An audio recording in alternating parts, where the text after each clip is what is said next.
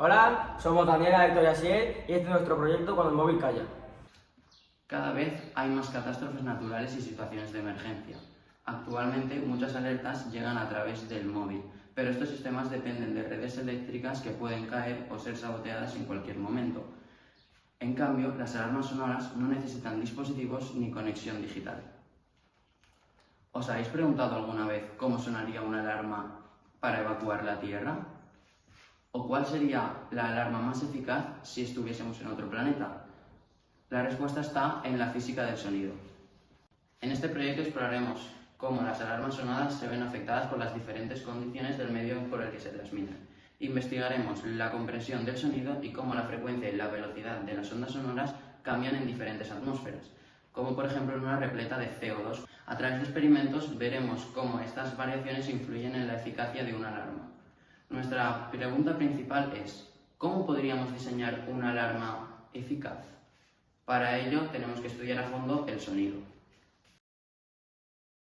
El sonido es una onda mecánica longitudinal que requiere de un medio material para propagarse, haciendo vibrar las partículas en el mismo sentido de la onda.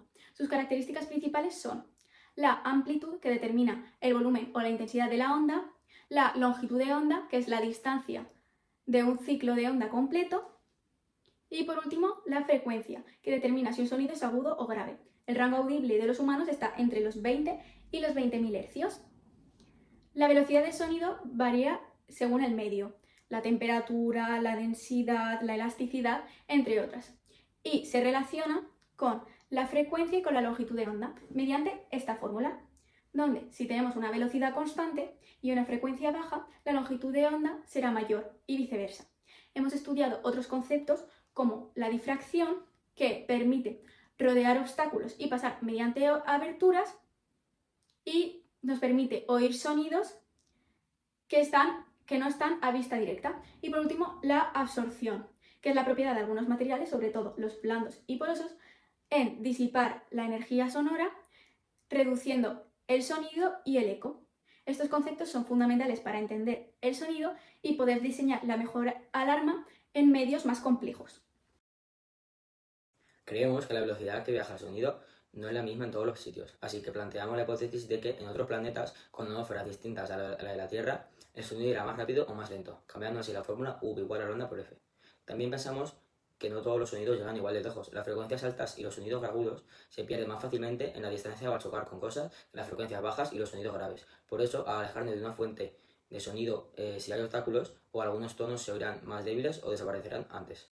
Además, creemos que hay ciertas frecuencias que nuestro oído nota más, que suenan más estridentes o llamativas que otras. Por eso, proponemos que podemos crear señales de sonido más efectivas, mezclando sonidos graves que viajan lejos y superan obstáculos con sonidos agudos y llamativos que capten la atención rápidamente. Para poner a prueba estas ideas realizaremos varios experimentos.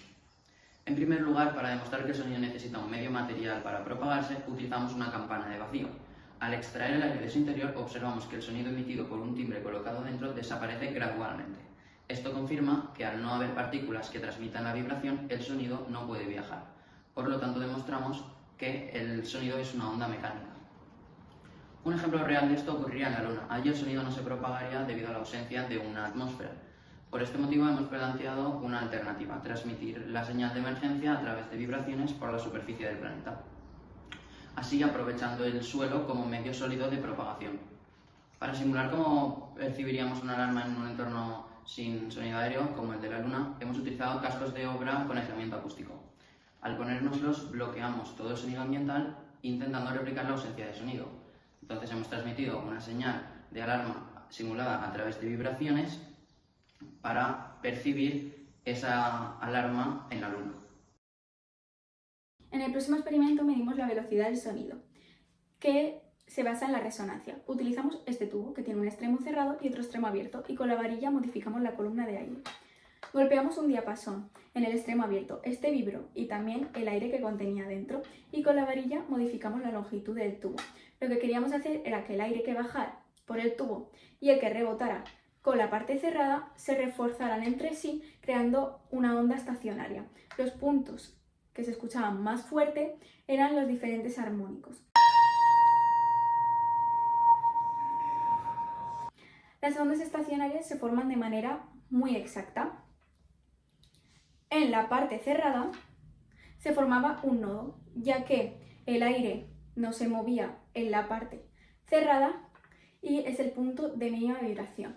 Y en la parte abierta, como el aire se mueve más libremente, se forma un vientre, que es el punto de máxima vibración. Las longitudes del tubo que cumplan las condiciones de nodo y vientre son los diferentes armónicos que podemos encontrar. En este experimento podemos encontrar varios armónicos. El primer armónico era cuando el sonido se escuchaba por primera vez más fuerte. La longitud de la columna de aire tenía que ser la más corta posible para así formar la onda estacionaria. Y en este caso la longitud del tubo era exactamente un cuarto de la longitud de la onda. Si seguíamos bajando la varilla, podíamos encontrar el segundo armónico, encontrando otro punto de resonancia, que en este caso la longitud del tubo era 3/4 de la longitud de la onda. Podíamos seguir encontrando armónicos como el quinto y el séptimo, así sucesivamente, ya que son múltiplos impares de 1/4 de la onda. Lo probamos con dos frecuencias, de 440 Hz y de 1000, así probando una grave y otra aguda para saber cómo sería la longitud de onda depende de la frecuencia y así demostrando la fórmula que he explicado antes. Con una frecuencia baja la longitud de onda sería mayor que con la frecuencia de, en este caso, 1000 Hz. Después hicimos el mismo experimento pero con dióxido de carbono dentro, para así simular cómo sería la atmósfera en otro planeta, como por ejemplo Marte. Y así como en vez de lo probaríamos con un gas que tiene una masa molar distinta, comprobando que los puntos de resonancia cambiaban y así demostrando que el sonido cambia depende del medio en el que se transmita. Al analizar los resultados, observamos que la longitud de onda es mayor cuando la frecuencia es más baja. Eso se debe a que ambas magnitudes son inversamente proporcionales, según la fórmula que hemos visto antes. Por este motivo, si quisiéramos diseñar una alarma para nuestro planeta, será más efectivo utilizar un sonido grave, ya que las longitudes de onda más grandes suelen tener un mayor alcance. En cuanto al CO2, comprobamos que la velocidad del sonido en este gas es menor que en el aire. Debido a este descenso de la velocidad, si mantenemos la misma frecuencia, la longitud de onda resultante es menor. Por lo tanto, para lograr una longitud de onda mayor en una atmósfera de CO2, necesitaríamos utilizar una frecuencia todavía más baja que la que utilizamos en el aire. Finalmente estudiamos la difracción. Este fenómeno ocurre cuando una onda encuentra un obstáculo o una abertura y se dobla o se esparce. En nuestro experimento, primero observamos la difracción sin obstáculos. Pusimos una fuente de sonido con un altavoz que emitía primero una frecuencia de 400 Hz y luego una de 1000 Hz. Medimos hasta dónde llegaba. Al alejarnos de la fuente, observamos que cada vez el sonido se oía menos.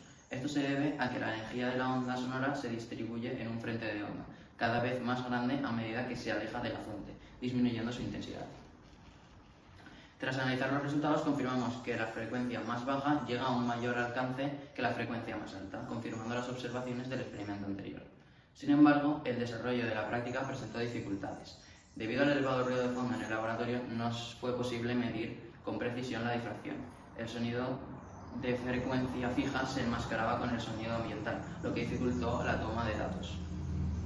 Como solución para el diseño de nuestra alarma, propusimos que esta fuese intermitente y combinase sonidos más graves con sonidos más agudos. De esta forma, el contraste de frecuencias permitiera diferenciar claramente entre el sonido de ambiente, por lo tanto, te enterarías más fácil y aumentando la longitud, es decir, llegaría más lejos. ¿Cómo debe ser entonces nuestra alarma eficaz? Basándonos en las hipótesis planteadas y los resultados obtenidos. En primer lugar, hemos comprobado que en entornos de vacío, como el espacio o la luna, el sonido no se propaga. Por tanto, la alarma perfecta en estas condiciones no sería sonora, sino que debería basarse en vibraciones a través del suelo, que actúa como un medio sólido.